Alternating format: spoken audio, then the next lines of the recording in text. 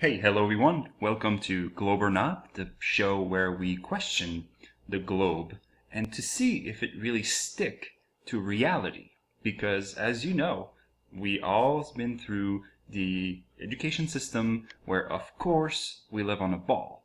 But right now, there are so many lies that are around us that I say, hey, let's just throw all our assumption out there and just for fun, let's see if this one could also be a lie. So, to really kind of grasp the idea, I went over the internet and looked for a little 3D modeling to do some little tests, right? The little perception test to see how that plays out in 3D environment. So as you can see here, I have a sphere, big ball, which could represent the Earth.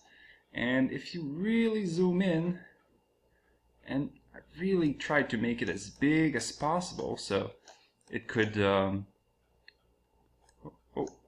having a little issue here, but trying to get it as big as possible on the model and put a little airplane in there because, as I mentioned in prior episode, I used to be a flight attendant. And the first part is I want you to pay attention to one really important fact. Is right now we have the three axes. As you can see here, we have our X, Y, and Z right there. And at the bottom here on the X here we have an infinite plane. And as you can see, no matter how high I go, the infinite plane is always at eye level. It doesn't matter how high you go, and especially with this perspective here, we have infinite view, right? There's no limit on our sight in that 3D modeling. There's no atmosphere, there's none of that stuff. So really that's how an infinite plane works, is that no matter how high you go, it's always high level. So even if we play here with the little here, so this is going to be how we play around it. So just for fun, let's go back to our little plane around here. Let's try to find it back because I try to make it as little as possible in relation to the sphere, and of course it's not to scale, but you know, if some of you are not happy, I'm gonna make it twice as big just for fun, or 10 times as big, to just illustrate the point, because it's always the same point. If you're above a sphere, okay, let's try to get as close as possible to that little plane. So if you're above a sphere, and let's say you take off, you're right here, and you take off, and imagine this here is the horizon on the ball Earth. Let's forget about the infinite plane at the back. So you take off, and look at what's happening to the horizon. It's falling. It's always falling. And as you go, all you can see is at the bottom you would see the ball horizon that would drop from your perspective. There would be no way that would be possible. Because as you know, when you go on a plane and you look out the window, and I know because I was a flight attendant, I did it every week, at least 2 or 3 times. I was going Montreal to Cancun, Montreal. You take off, you look at the horizon, and it just follows your eye line. It always like this, and I just did Vancouver, Montreal, and I just paid really attention, and that was the case. It's always high level. Now, as I was putting this little airplane here, guess what I did? I went on to Flight Simulator, and I was curious, how did they do it? You know, if you have to do Flight Simulator, how did they do it over the ocean? Well, check this out. We're on Microsoft.com, and let me read this here. The RQD algorithm, as published, is really intended for flat Earth terrain, where the sea level elevation reference is assumed to be an infinite plane. Since Flight Simulator model the Earth's curvature, we had to modify the algorithm a bit.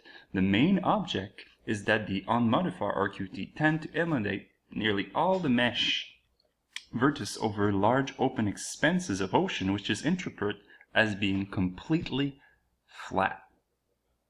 Now, if you were going to create a model of reality and you're doing around the ball, but it doesn't work over the ocean, you have to make it a plane.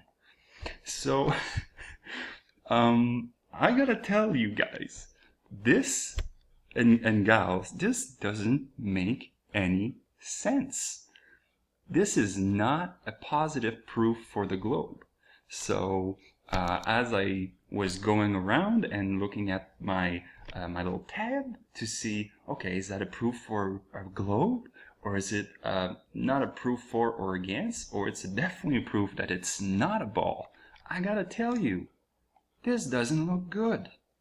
No matter how you go around it, you can't explain why when you take off, the ball Earth doesn't go down. And if you're not happy with this example, I'm going to make it 10 times as big. Okay? I'm going to do another one. If there's people in the comment who think that it's just because it's not big enough, I'm going to do it for you. I'll be happy to do it. And I know the Earth is big, but it doesn't change the rules of perspective.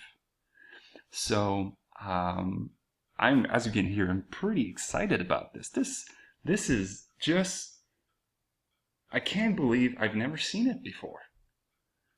Okay, so enough for my rant. Let's look at our board and see where that leads us. So let's look at our scorecard once again. Yesterday or the day before, I made a video where it talks about different speed on the globe Earth, and how I've never felt that there was a change when I was traveling Cancun, Montreal, Cancun in the same day, many times a week.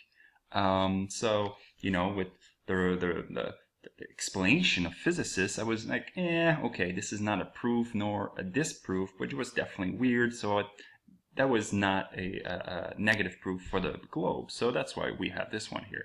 But the one I did today, I've put a proof that it's not a globe, and I have a hard time believing I'm saying this, but I'm calling out all the debunkers out there.